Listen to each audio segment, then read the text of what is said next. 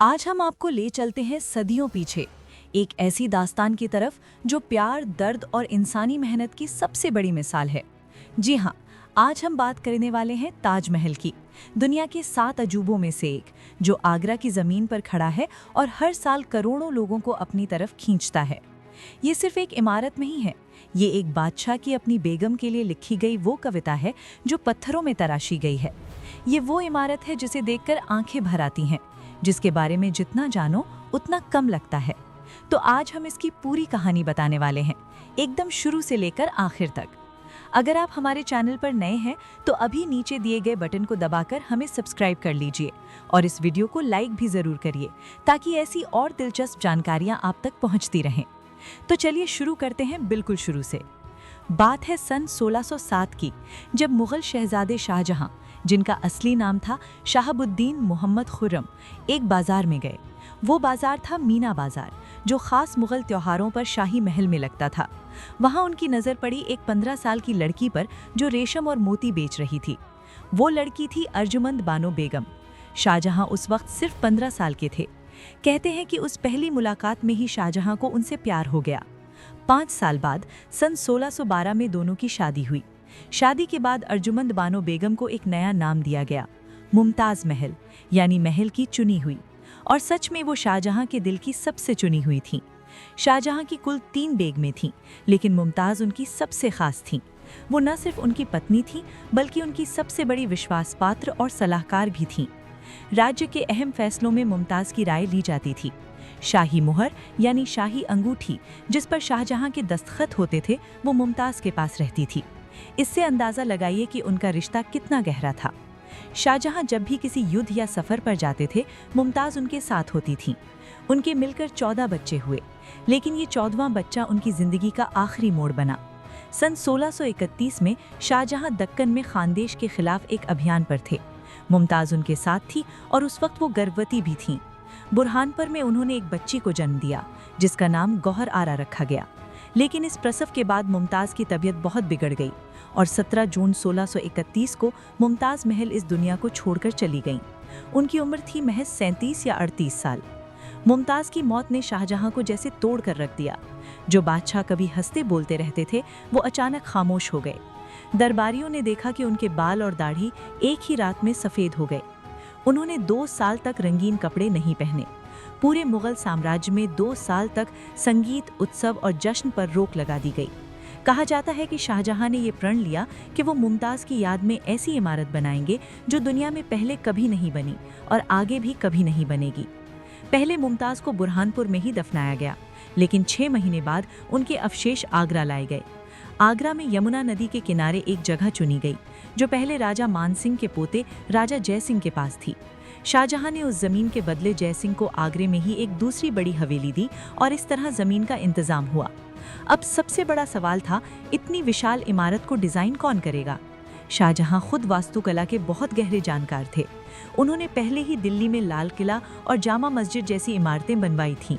उन्होंने दुनिया भर से बेहतरीन वास्तुकारों को बुलाया। मुख्य वास्तुकार का नाम था उस्ताद अहमद लाहौरी, जो लाहौर से आए थे और उन्हें मुगल दरबार का सबसे काबिल इंजीनियर माना जाता था। इसके साथ थे उस्ताद इस्माइल खां, जो गुंबद बनाने में पूरे एशिया में मशहूर थे। फारस से आए मोहम्मद हनीफ ने राजमिस्त्री की टीम संभाली। मुल्तान से आए काजिम खान ने सोने की नक्काशी की जिम्मेदारी ली और अमानत खान शिराजी, जो फारस से आए थे, उन्होंने ताजमहल पर कुरान की आयतें लिखीं। ये एक ऐसी टीम थी जिसमें भारत, फारस, तुर्की और मध्य एशिया का हुनर एक साथ था। सन 1632 में काम शुरू हुआ। सबसे पहली और सबसे मुश्किल चुनौती थी नींव। यमुना नदी के किनारे की जमीन नर्म और दलदली थी। इतनी भारी इमारत को टिकाए रखने के लिए नींव को बेहद मजबूत बनाना था। इंजीनियरों ने जमीन में गहरे गड्ढे खोदे और हजारों कुएं बनाए। इन कुओं को पत्थरों, ईंटों और चूने से भरा गया। इसके ऊपर एक विशाल पत्थर का प्लेटफॉर्म बनाया गया, जो करीब 50 मीटर ऊंचा है और जिस पर ताजमहल खड़ा है। ये नींव इतनी मजबूत है कि सैकड़ों साल बाद भी ताजमहल में एक भी दरार नहीं आई। अब बात करते हैं उस सफ़ेद संगमरमर की, जो ताजमहल को उसकी पहचान देता है। ये सफ़ेद संगमरमर आया राजस्थान के नागौर ज़िले के मकराना कस्बे से। मकराना की खदानें आगरा से करीब 250 से 300 किलोमीटर दूर हैं। मकराना का संगमरमर दुनिया भर में इसलिए खास माना जाता है क्योंकि इसमें एक खास तरह की चमक होती है जो दूसरे पत्थरों में नहीं मिलती। जब इस पर धूप पड़ती है तो ये चमकता है और जब चांदनी पड़ती है तो ये और भी सुंदर दिखता है। लेकिन सवाल ये है कि इतने भारी भारी पत्थर 250 किलोमीटर दूर से लाए कैसे गए। एक एक पत्थर का वजन कई कई टन था। उस जमाने में न ट्रक थे, न ट्रेन थी, न कोई आधुनिक मशीनरी थी। तो फिर ये काम हुआ कैसे? यहीं पर हाथियों की भूमिका आती है और ये भूमिका बेहद अहम थी। कहा जाता है कि ताजमहल के निर्माण में करीब 1000 हाथियों ने काम किया। पत्थरों को खदानों से निकालने के बाद पहले उन्हें बैलगाड़ियों पर लादा जाता था। जहां रास्ता नदी के करीब था वहां नावों से माल ढोया जाता था। यमुना नदी के रास्ते बहुत सा सामान आगरा तक पहुंचाया गया और जहां जहां भारी पत्थर उठाने और खींचने की जरूरत पड़ती थी वहां हाथी काम आते थे। एक प्रशिक्षित हाथी उस वक्त 10,000 मजदूरों के बराबर काम कर सकता था। सिर्फ संगमरमर नहीं बल्कि ताजमहल में दुनिया के कोने कोने से लाई गई सामग्री इस्तेमाल हुई। लाल बलुआ पत्थर आया राजस्थान के फतेहपुर सीकरी से। इससे ताजमहल के दरवाजे, दीवारें और बगीचे के रास्ते बने। पीला संगमरमर भी राजस्थान से ही आया। नीला लैपिस लाजुली अफगानिस्तान के बदखशान से मंगाया गया। हरा जेड चीन से आया।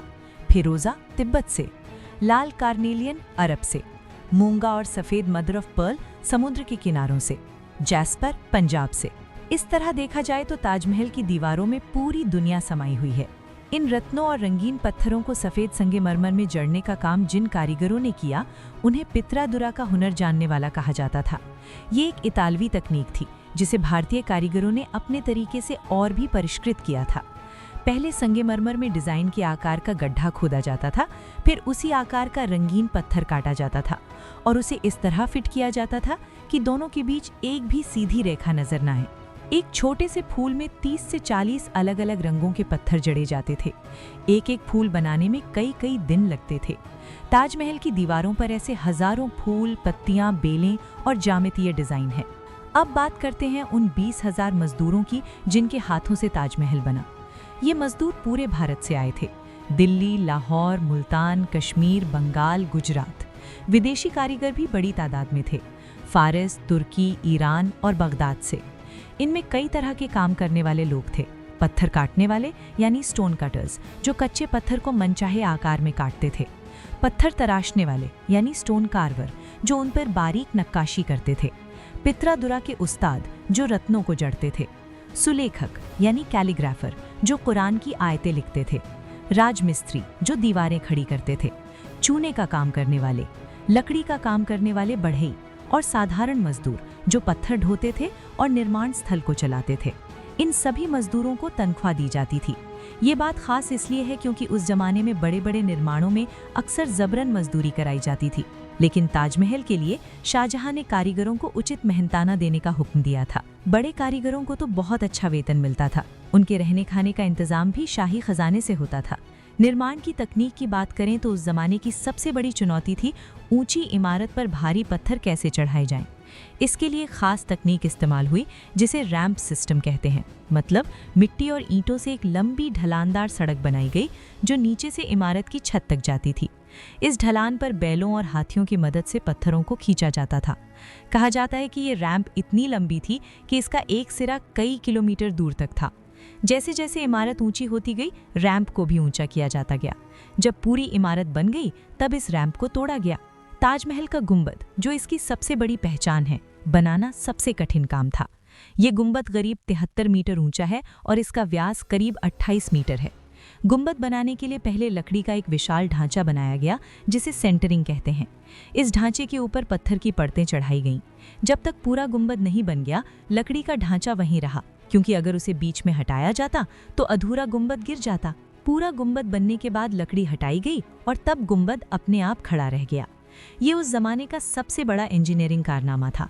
ताजमहल की 4 मीनारें भी एक खास इंजीनियरिंग सोच का नतीजा हैं। अगर आप गौर से देखें तो ये चारों मीनारें बाहर की तरफ थोड़ी झुकी हुई हैं। ये जानबूझकर किया गया था। इसके पीछे एक बड़ी समझदारी थी। अगर किसी भूकंप या किसी और आपदा में मीनार गिरे तो वो ताजमहल की मुख्य इमारत पर ना गिरकर बाहर की तरफ गिरे। सदियों पहले की ये सोच आज भी इंजीनियरों को चकित करती है। ताजमहल में पानी की सप्लाई का सिस्टम भी बेहद कमाल का था। यमुना नदी से पानी खींचने के लिए बैलों से चलने वाले पुर यानी पानी उठाने वाले यंत्र लगाए गए थे। ये पानी जमीन के अंदर बनी मिट्टी की पाइपलाइन से होता हुआ पूरे बगीचे में पहुंचता था और फव्वारों के लिए एक खास तकनीक बनाई गई थी। हर फव्वारे के नीचे एक तांबे का टैंक था। जब तक टैंक भर नहीं जाता था, फव्वारा नहीं चलता था, और जब सभी टैंक एक साथ भर जाते थे तो सारे फव्वारे एक साथ एक जैसी ऊंचाई पर उठते थे। इससे पूरे बगीचे में एक शानदार नज़ारा बनता था। ताजमहल का बगीचा, जिसे चारबाग कहते हैं, वो भी उतना ही सोच समझकर बनाया गया है। इस्लामी मान्यता के अनुसार जन्नत में 4 नदियां बहती हैं, पानी की, दूध की, शहद की और शराब की। इन 4 नदियों के प्रतीक के रूप में बगीचे को 4 हिस्सों में बांटा गया है। बीच में एक बड़ा हौज है जिसमें ताजमहल का प्रतिबिंब दिखता है।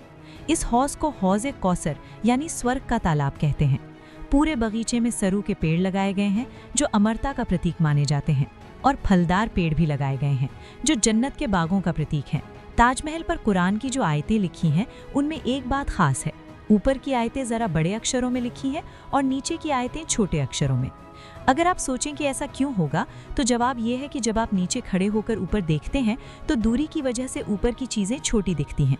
इसलिए ऊपर की लिखाई को बड़ा रखा गया ताकि नीचे से देखने पर सभी आयतें एक जैसी दिखें। ये सोच, ये बारीकी, यही ताजमहल को बाकी सबसे अलग बनाती है।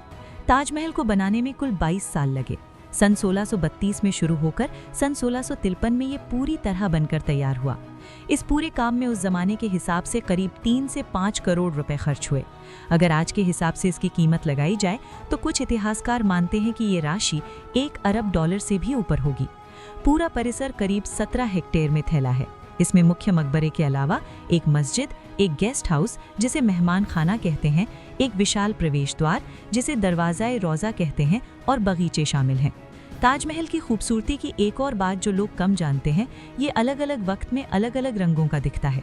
सुबह की लाली में ये गुलाबी नजर आता है, दोपहर की चटक धूप में ये चांदी जैसा सफ़ेद चमकता है, शाम के वक्त ये सुनहरा दिखता है, और पूर्णिमा की रात को चांद की रोशनी में ये जैसे खुद से रोशनी बिखेरता है।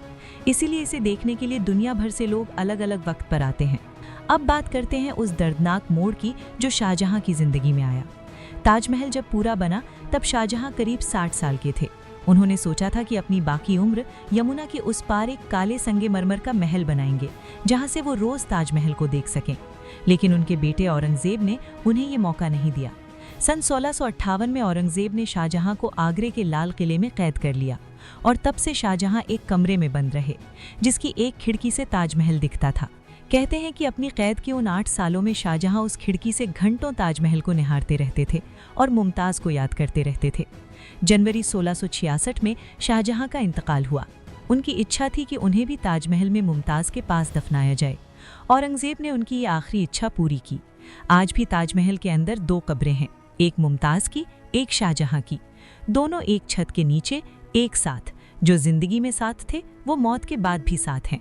सन 1981 में यूनेस्को ने ताजमहल को विश्व धरोहर स्थल घोषित किया और 2007 में इसे दुनिया के 7 नए अजूबों में चुना गया, करोड़ों लोगों के वोट से। आज हर साल 70 से 80 लाख लोग ताजमहल देखने आते हैं।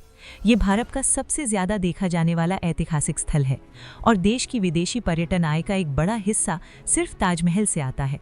ताजमहल सिर्फ एक इमारत नहीं है, ये उस जमाने के इंसानी हुनर की सबसे बड़ी मिसाल है। एक ऐसे वक्त में जब न मशीनें थीं, न तकनीक थी, न आधुनिक औजार थे, सिर्फ इंसानी हाथ, इंसानी दिमाग और इंसानी जज्बे से एक ऐसी इमारत खड़ी की गई जो आज 400 साल बाद भी वैसी ही खड़ी है। जो बादशाह का प्यार था वो पत्थरों में उतर गया, जो दर्द था वो संगमरमर बन गया, और जो आंसू थे वो फव्वारों में बह निकले। अगर ये पूरी कहानी आपको पसंद आई, आपने कुछ नया सीखा, तो इस वीडियो को एक बार लाइक ज़रूर करें और हमारे चैनल को सब्सक्राइब करना बिल्कुल मत भूलिए। आपका एक छोटा सा क्लिक हमें ऐसी और दिलचस्प कहानियाँ आप तक लाने की ताकत देता है। मिलते हैं अगली बार एक और कमाल की दास्तान के साथ। नमस्कार।